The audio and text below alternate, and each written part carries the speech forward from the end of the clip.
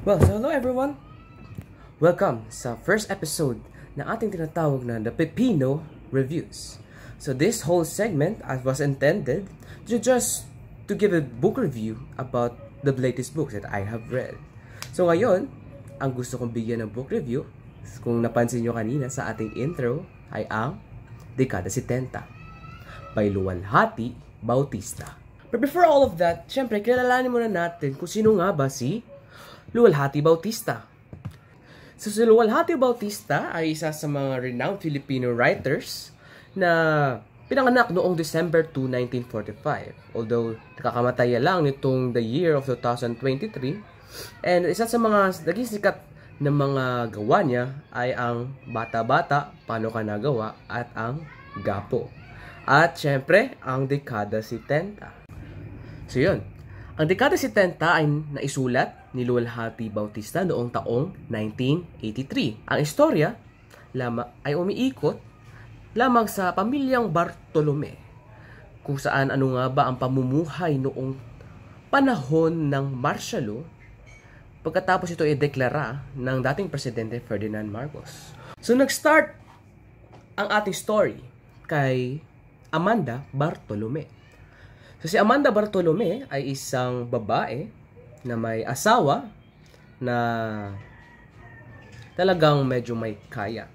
So they are in the middle class in the society. So talagang hindi sila sobrang hirap at hindi rin sila sobrang yaman. Talagang may kaya lang.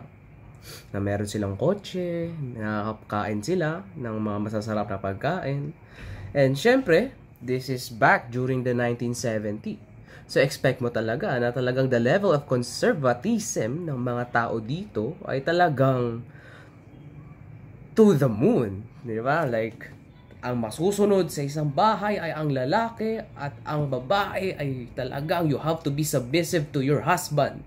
So talagang ganun ang nagiging sistema ng pamilya nila. Na bukod lamang sa iyong asawa ay talagang kailangan mo ring pagsilbihan pati yung iyong mga anak. So kung aking ikakarakter, ang karakter ni Amanda Bartolome ay isa siyang ina na talagang maalalahanin, ngunit talagang meron siyang pangarap sa buhay, ngunit dahil sa pagkakaroon ng pamilya, parang tumigil lamang siya dun sa mga kung ano man ang meron siya.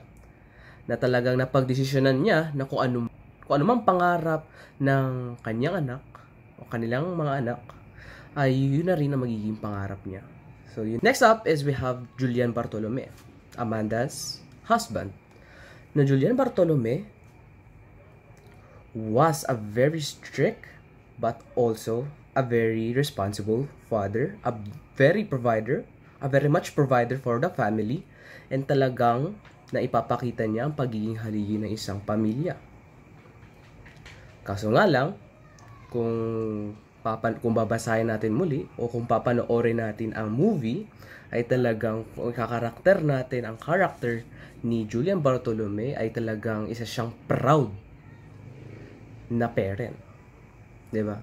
Malakas ang tiwala niya sa kanyang sarili at malakas din ang tiwala niya sa kanyang anak. Although minsan talaga ay hindi niya na masyadong napapakinggan ang side din ng kanyang asawa, pero regardless, naging isa siyang mabuting asawa, hindi lamang perpektong asawa. Sa pag-iibigan ni Julian Bartolome at Amanda Bartolome ay nagkaroon sila ng 5 anak.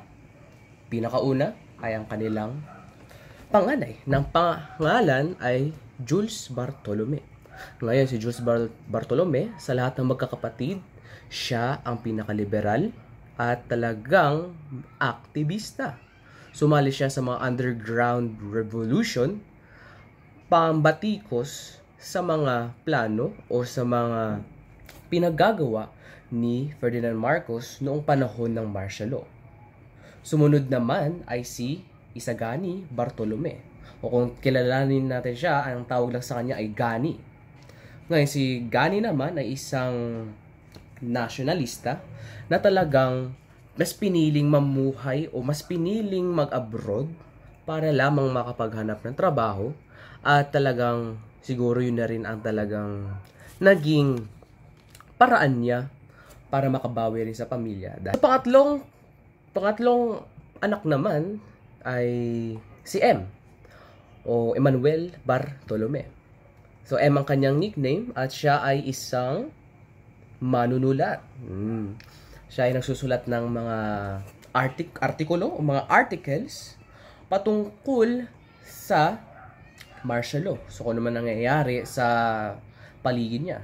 So essentially siya ay isang journalist na ang way niya as pakikibaka ay ang pagsusulat ng mga artikulo or ng mga balita.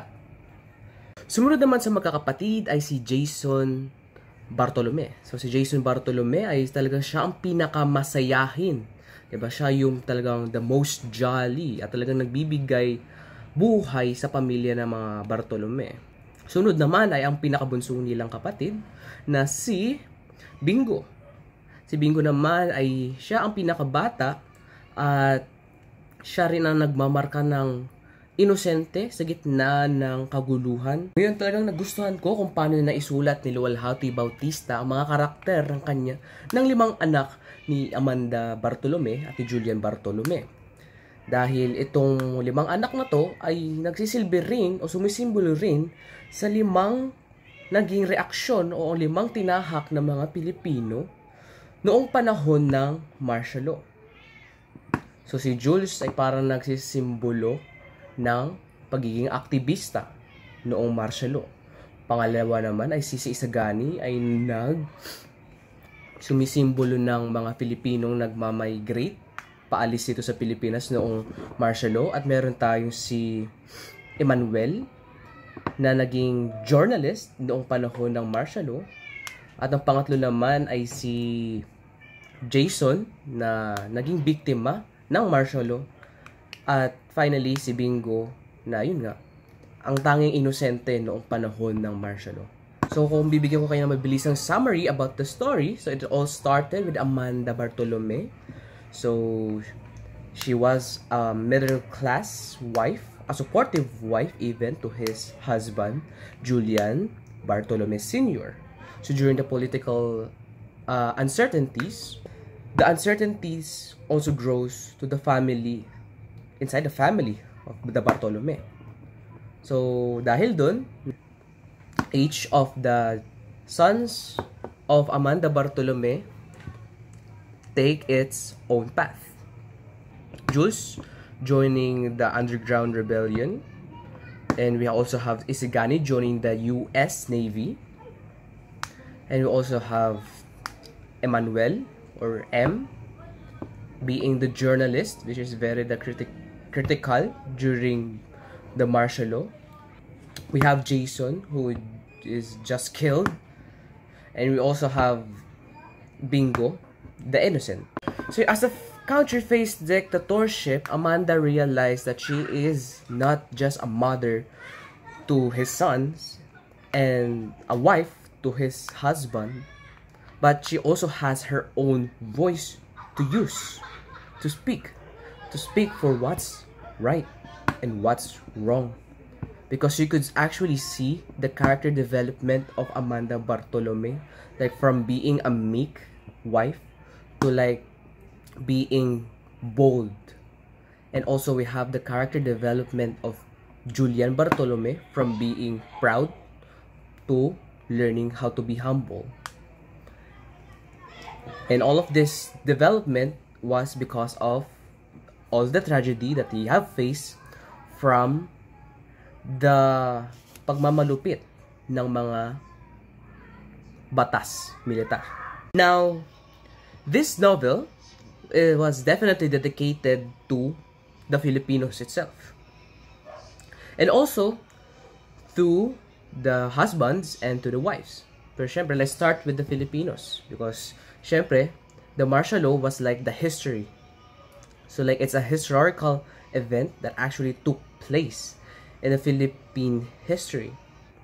So like the novel itself give us the information and talagang the reality, or it helped us grasp the reality rather of what they are experiencing during the regime of Ferdinand Marcos and his declaration of martial law. The next is, what is the moral lesson of the story? Ano bang pwede natin matutunan sa dekada 70? Well, first of all is talagang sa loob ng pamilya ay syempre respeto ang ipaiiral natin. Sa babaeng part is respeto ay ipairal natin. Doon tayo sa sa perspective ng kababaihan.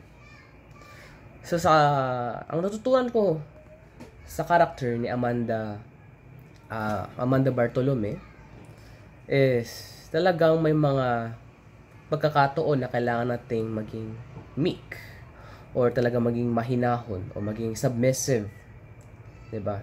Kasi talagang that is also your way of showing respect. Pero isa sa mga natutunan ko sa kanya that there are also times na kailangan mo nang tumayo para sa sarili mo. The next is kay Julian. Ang natutunan ko rin sa character ni Julian is syempre matuturin tayong maging humble at matuturin tayo ialaw ang sarili natin maging mahina, lalo na sa taong minamahal din natin. Ngayon, bilang pagtatapos sa ating Pipino Reviews, ay lais ko lamang magbahagi sa inyo ng isang natatanging quote mula sa dekada 70. Isang bansa, kung di ka kikilos o kung di mo babaguhin ang isang bagay, patuloy ka pa rin magiging bahagi ng isang sistema. Ito lang po nagtatapos ang Pipino Reviews. Bye-bye!